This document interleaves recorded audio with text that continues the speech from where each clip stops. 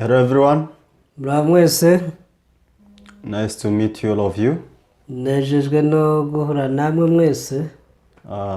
We are going to share from the book of John chapter 4. Reka dusangire ijambo ry'Imana muri Yohana ibice 4.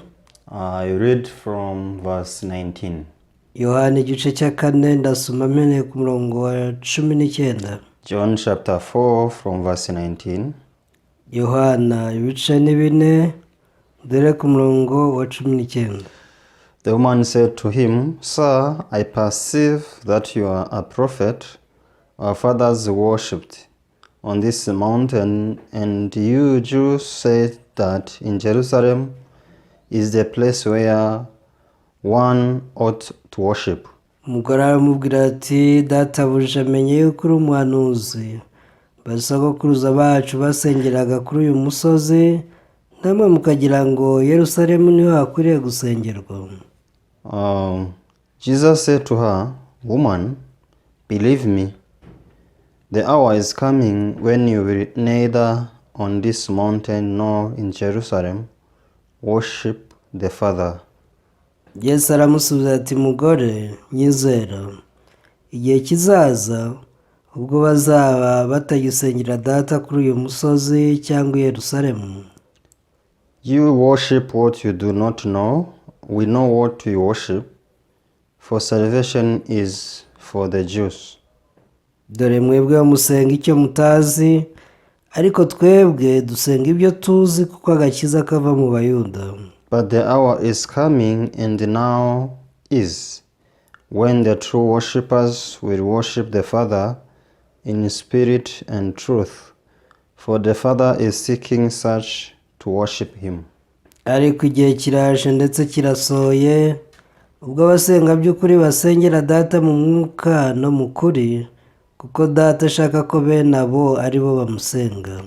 God is a spirit, and those who worship him must worship in spirit and truth.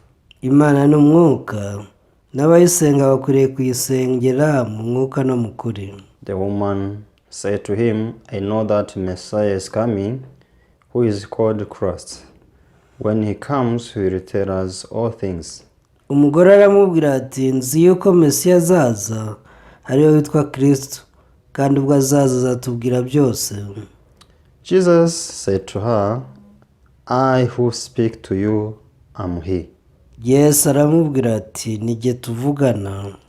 And at this point his disciples came, and they marveled that he talked with a woman, yet no one said, "What do you seek?" or "Why are you talking with her?" Uwo mwanya abigishwa be baraza batangazwa n'uko avugana n'uwo mugore, ariko ntihagira umubaza ati, urashaka iki? Cyangwa ati, ni iki gitumye uvugana nawe? The woman then left her water pot, went her way into the city, and said to the men. Nuko uwo mugore asiga ikibindi cye, aragenda ajya mu mudugudu abwira abantu ati, "Come see a man who told me all things that I ever did. Could this be Christ?"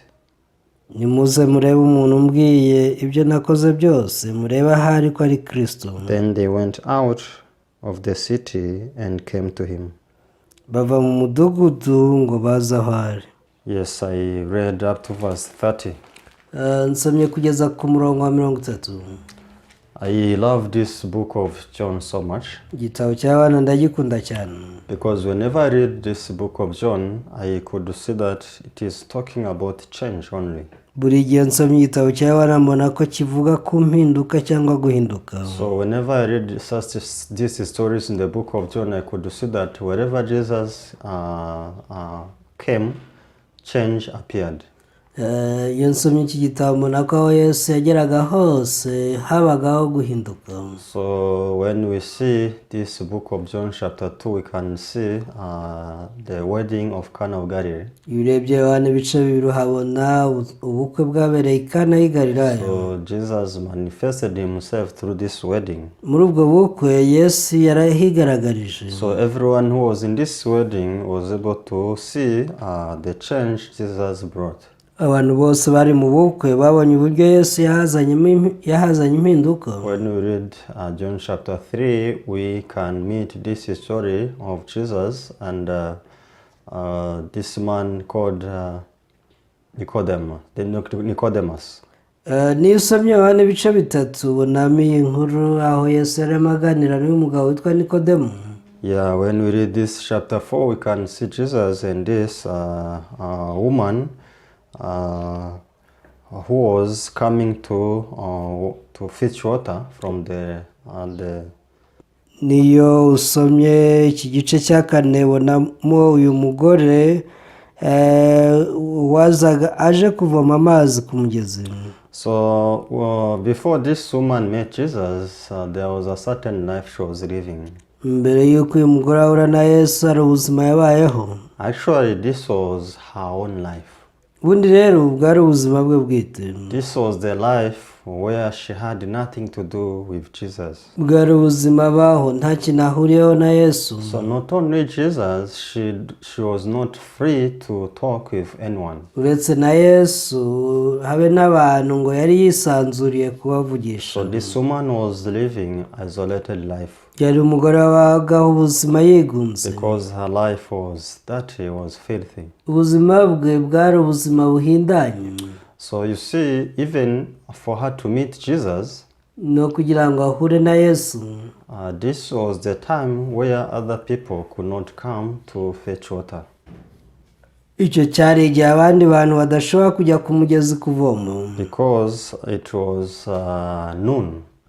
Yari saa ya gatandatu cyangwa se saa sita. Daytime.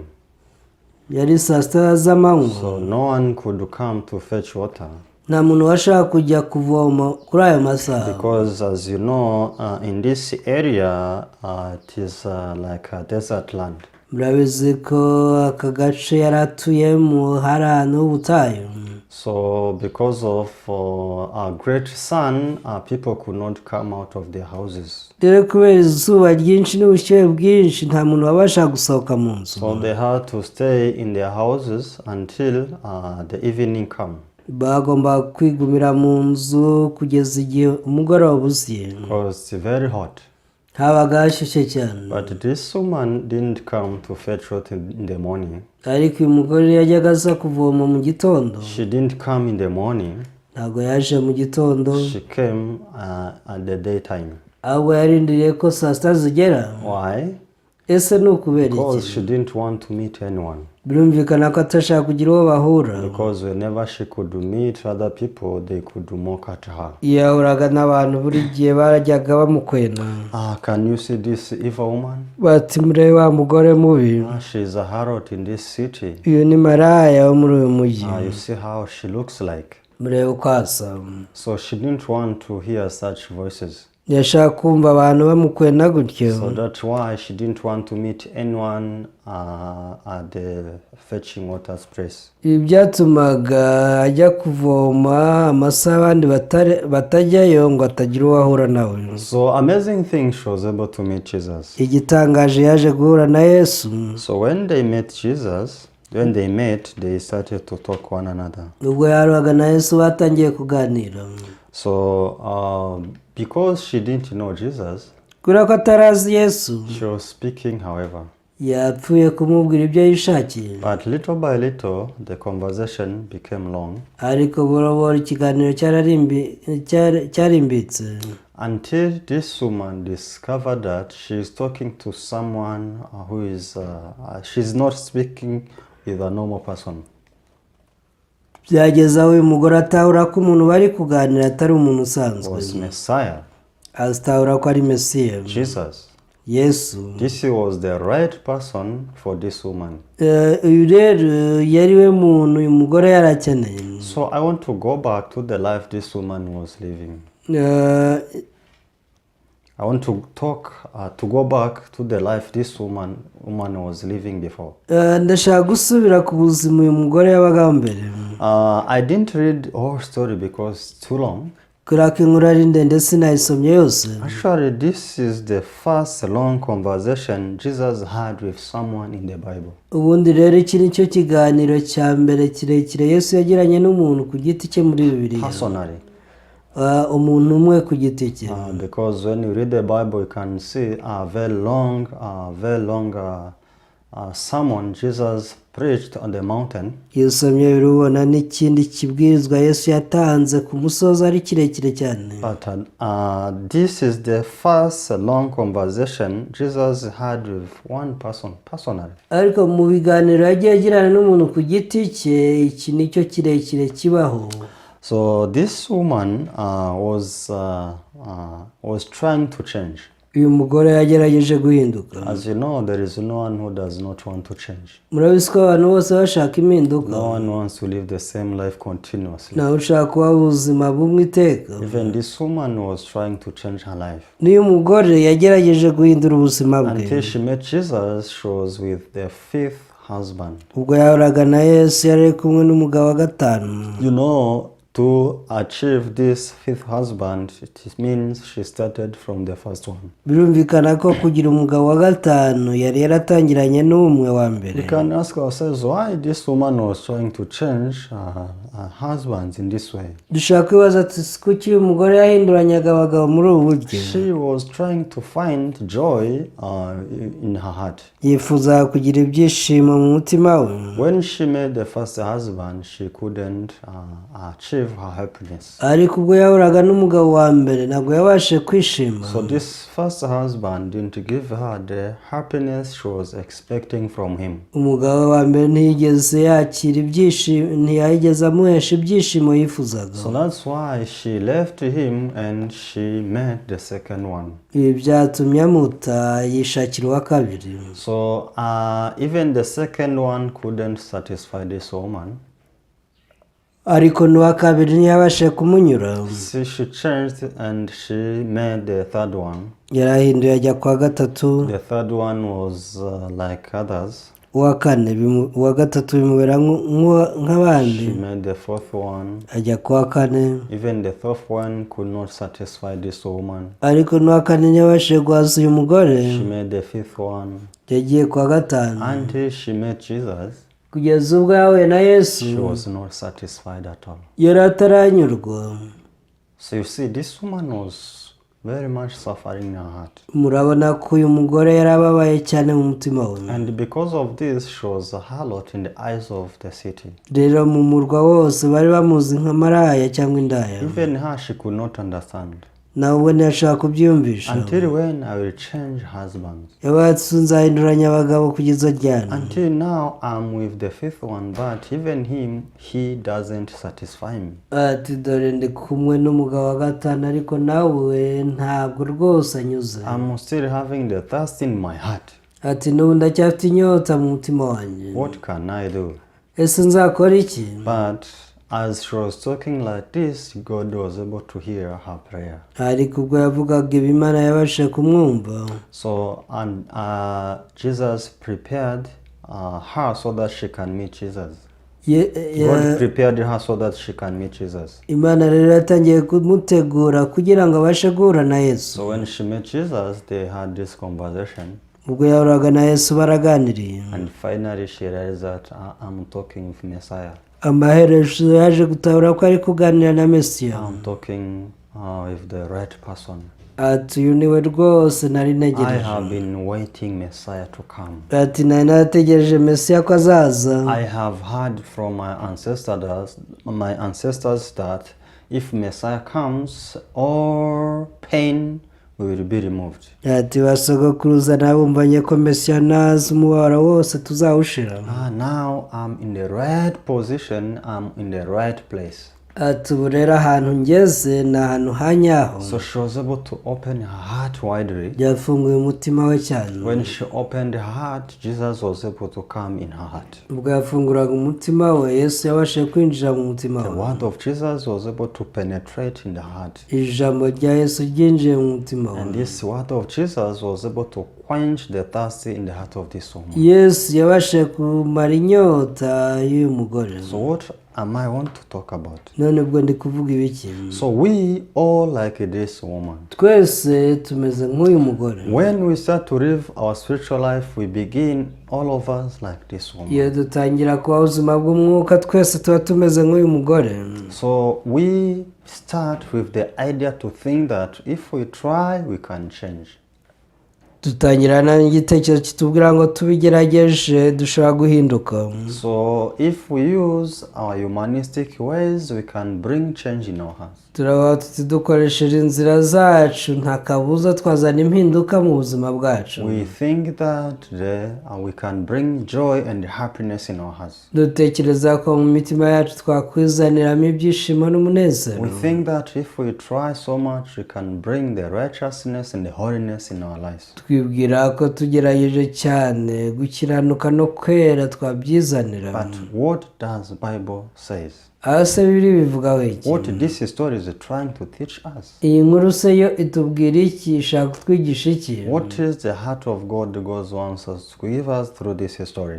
Umutima Imana ishaka kuduha muri iyi nkuru ni uwuhe? Actually, the Bible is showing us that no matter how we may try, we cannot achieve it. Ubundi rero bivuga ko icyo twagerageza cyose tutagishobora. So we can only change once we meet Jesus, heart to heart.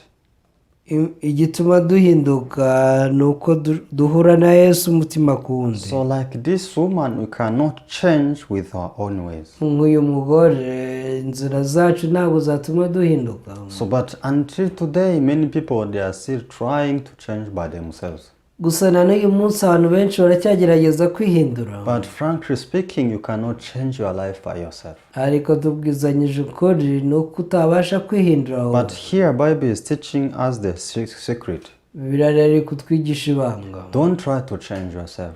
Iravuga ngo wigerageza kwihindura. Put down your own ways. Shyira hasi inzira zawe. You only use the way of Jesus. Ujye ukoresha inzira ya Yesu gusa. What kind of way of Jesus Bible is talking about? Yesu ubwo inzira ya Yesu iri kutubwira ni iyihe? Why Jesus came in this world? Kuki Yesu yaje mu isi? So actually this is not a beautiful world. Jesus was supposed to wish to come. Ubundi rero Yesu si ahantu heza Yesu ngo abe yarifuje kuhatemberera. This world is so evil. Iyi si ni mbi cyane. Even he was persecuted so much, he knew that will happen to him. Yesu yaratotejwe cyane kandi yari abizi ko bizamubaho. But he dared to come. Ariko yaratinyutse araza. Heaven is so much beautiful. Ijuru ni ahantu heza cyane. But Jesus didn't love to remain in heaven. Ariko ntiyagundiriye kwibera mu ijuru. But he decided to come. Yaje kwanzura kuza. Why did he come? Kuki yaje? He came because we could not change ourselves with whatever way you can use.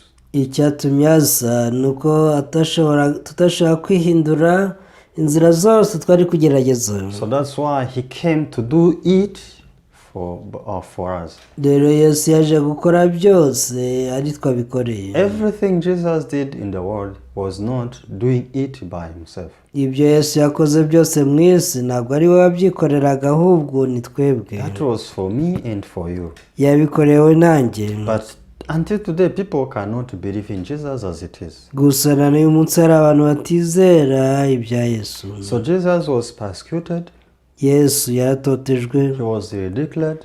Yesu yaratutswe. Until he was killed. Yewe baje no kumwica. Why was he killed? Ese kuki yishwe? Jesus didn't have sin. Yesu nta cyaha yari afite. But he was killed. Ariko yarishwe. He was nailed on the cross. Yatewe imisumari ku musaraba. Do you know someone who was supposed to be nailed on the cross? Ese mwamuzi ari nde wagombaga kubambwa ku musaraba? So that time only the thieves or the evil criminals were supposed to be nailed on the cross. Mu gihe cye abantu banyabyaha babicanye nibo bagombaga kwicishwa guterwa imisumari ku musaraba. They decided to nail Jesus. Ariko byarangiye Yesu ari gutewe imisumari. So this shows that ibi bivuga ko Jesus was a criminal. Yesu yahamijwe icyaha. Jesus became a criminal. Yesu yahindutse umunyacyaha mu mwanya wanjye. I was a criminal. Ni njyewe wari warahamijwe icyaha. Jesus was nailed on the cross. ariko Yesu yabambwe ku musaraba. What does it mean? Bivuze iki? Jesus Yesu decided to do it for me. yanzuye ko agomba kubinkorera nawe akabigukorera. So I want to tell you how we can believe in Jesus. Rero najya mbabwira uko twakwizera Imana. So to believe in Jesus is to say that, is to realize that Kujya kwizera Yesu no gutahura ngo I was supposed to be on the cross because I was a sinner. kubera ko nari umunyabyaha ni njyewe wakamanitswe ku musaraba. I was judged a criminal and I was supposed to be killed. Ni njye wari warahamijwe icyaha kandi nagombaga kwicwa. But Jesus came and died instead of me. Ariko dore Yesu yaraje apfa mu mwanya wanjye. So until now, am I supposed to perish or not? None kugeza ubu ese ngomba kurimbuka cyangwa sinshobora kurimbuka? Until now, I'm not supposed to perish. Ubu tuvugana sindi umuntu wo kurimbuka. Because Jesus was destroyed in my place. Kubera ko Yesu yarimbuwe mu mwanya wanjye. Jesus was punished in my place. Yesu yahanwe mu mwanya wanjye. So if God punished Jesus instead of me, nimba Imana yarahanye Yesu mu mwanya wanjye, God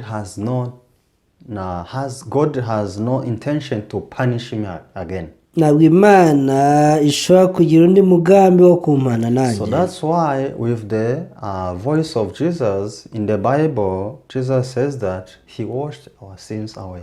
Rero mu ijwi rya Yesu tubona ko Yesu yavugiye muri Bibiliya ko yogeje ibyaha byacu. So the Holy Spirit testifies this. Mwuka wera ni uduhamiriza ibi ngibi. So when this woman met Jesus, ubwo uyu mugore yahuraga na Yesu, this is what she was able to realize, ibi yaje kubitahura neza. This is Messiah. Ati rwose uyu ni Mesiya. He came to die for me. Yaraje kugira ngo apfire ibyaha byanjye. He came to wash all my sins away. Yaraje ngo yoze ibyaha byanjye. Yes, I'm evil. Nibyo ndi mubi. I'm dirty. Ndanduye. I'm a harlot. Ndi maraya. But this man is coming to wash all those kind of things for me. Ariko uyu yaje kugira ngo yoze ibyaha byanjye byose. So if he is here, none nimba ari hano, there is no longer condemnation. Ntabwo hakiri urubanza rw'icyaha. Because he's here now. Kuko turi kumwe ubu ngubu. He's in my place now. Ubu ngubu rwose yafashe umwanya wanjye. So when this woman realized the value of Jesus, ubwo uyu mugore yatahuraga agaciro ka Yesu, she was able to be overwhelmed by joy and happiness. Ibyishimo n'umunezero byaramusaze. She ran to the city. Yesu yirukira mu murwa. And she called everyone. Amagara buri umwe. Please you come and you see if this is Messiah. Ati ndabinginze nimuze murebe hari uyu ni Mesiya. He spoke to me everything I did. Dore yaje nsobanura ibyo nakoze byose. You come and see. Nimuze mumurebe. And the city was able to come. Abo mu murwa babashe kuza. You see, when she received this hope from Jesus, ubwo yakiraga ibyiringiro bya Yesu, she was no longer shameful to meet people. ntiyongeye kugira isoni zo guhura n'abantu. She went and spoke to everyone. Yaragiye atangira kuganiriza bose. She was not shameful at all. Ntiyongeye kugira isoni. Because even her shame, Jesus took away everything. Abe n'isoni ze ibyo byose Yesu yari yabimukuyeho. And when the city came, they were able to listen the same message from Jesus. ubwo abo mu mujyi rero bazaga nabo bumvisha ubutumwa nk'ubwo Yesu yabwiye umugore. That is how this woman was able to prepare the big seminar for Jesus. Ibi byatumye umugore ategura Yesu ibiterane binini. So not only one day, si umunsi umwe gusa. even the people in the city, they requested Jesus to stay there more so that they can listen from him. yewe n'abantu babwiye Yesu batigumire hano kugira ngo dukomeze twumve ibyawe. He stayed there more than 2 days. Byatumye hasibira indi minsi ibiri. So this is how this woman was able to change, not only her, even the whole city. Uko niko uyu mugore yabashe guhinduka atari we gusa ahubwo abo mu murwa bose. So I want to tell you that you cannot change no matter ways you may use only when you meet Jesus. rero ndashaka kubabwira ko utabasha guhinduka inzira zose wakoresha keretse uramutse ukoresheje inzira ya Yesu gusa. So I know that many people, they are trying to keep the law. ndabizi ko hari abantu benshi bagerageza I kubahiriza know that many amategeko. people, they are trying to avoid sin. ndabizi ko hari benshi bagerageza kwirinda icyaha. They try to be holy, they try to be righteous. bagerageza kuba bera, bagerageza kuba But bakiranutse. all those things cannot change you. ariko ibyo byose nta cyaguhindura. Your determination cannot change you. ntabwo kwiyemeza byaguhindura. You will keep having a will to change, uzakomeza ubane n'ubushake bwo guhinduka, but you will not change. ariko ntibishoboka ko wahinduka.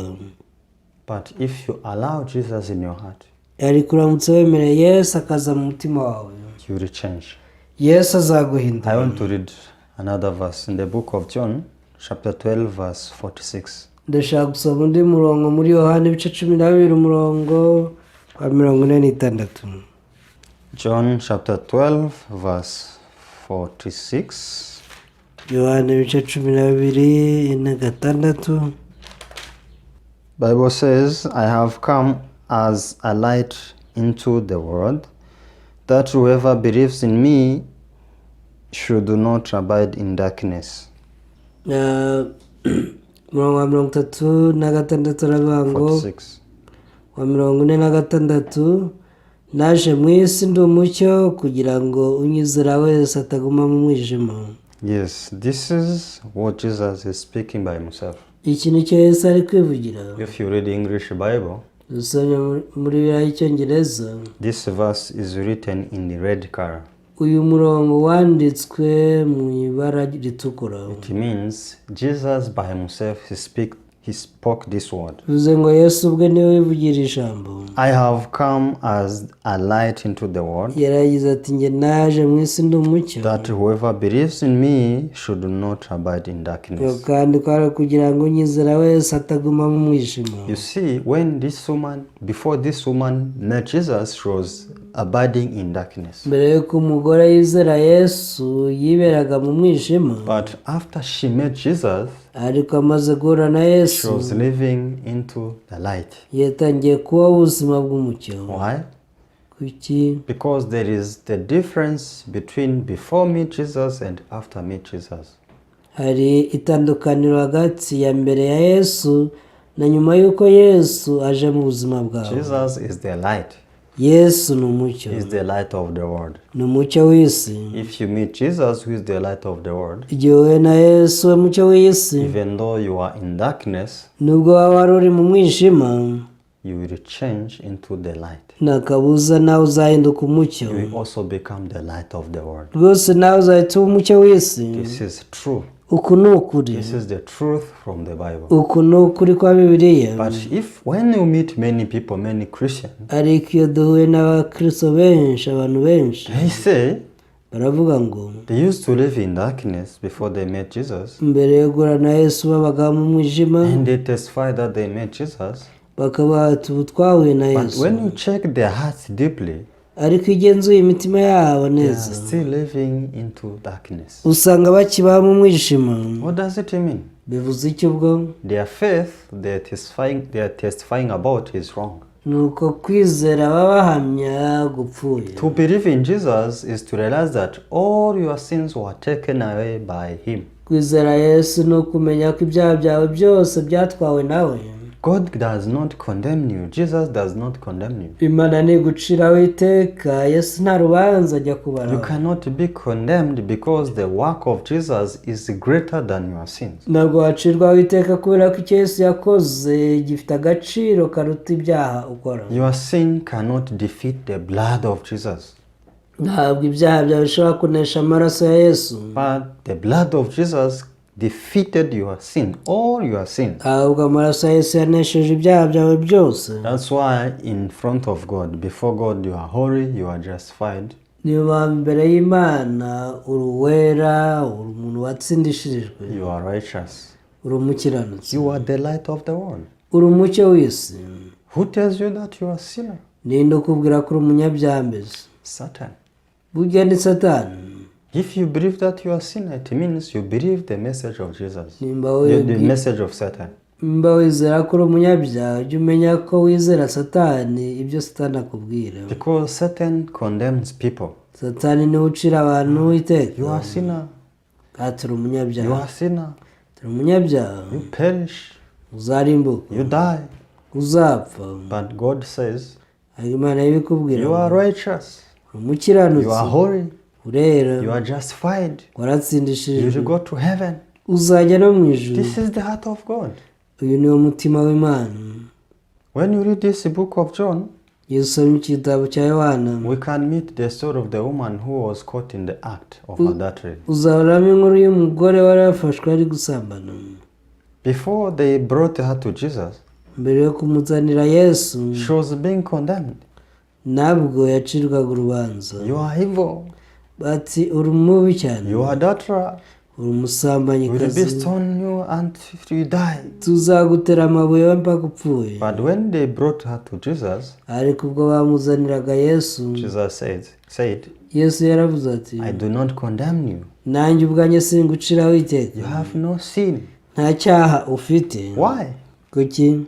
Because Jesus knew why he came in this world. Yesu yari azi impamvu yaje mu isi. So the light of Jesus, who came as the light of the world, umucyo wa Yesu, shone in the heart of this woman. umucyo wa Yesu wari waje nk'umucyo w'isi wamurikiye mu mutima w'uyu mugore. I hope the light of Jesus may shine in the heart of everyone in the world. Niringiye ko umucyo wa Yesu wamurikira imitima y'abatuye isi bose. So until you meet Jesus, you will live the joyful life. Ibyo bizatuma kugeza igihe uzahura na Yesu uzabaho mu munezero. So I hope you change your mind the way you think the death of Jesus. Niringiye ko wahindura imyumvire yawe kutekereza urupfu rwa Yesu. So you are justified. Waratsindishirijwe. You are holy. Uri uwera. You are righteous. Uri umukiranutsi. Only by the grace of God through Jesus Christ. Ibi byose byakozwe n'ubuntu bw'Imana muri Yesu. Thank you so much. Murakoze cyane. Let me pray. Reka nsenge. Father, I thank you. Data turagushimiye. We were born as sinners. Twavutse turi abanyacyaha. Because of this, we couldn't change. Kubera ibi ngibi byatumye utabasha kugurana n'abandi. Everything we tried to do to change our lives, we failed. Nubwo twagiye tugerageza guhindura ubuzima bwacu ariko twaratsinzwe. But when we realized why Jesus came in the world, ariko ubwo twatahuraga icyateye Yesu kuza mu isi, we were so much joyful. twaranezerewe cyane.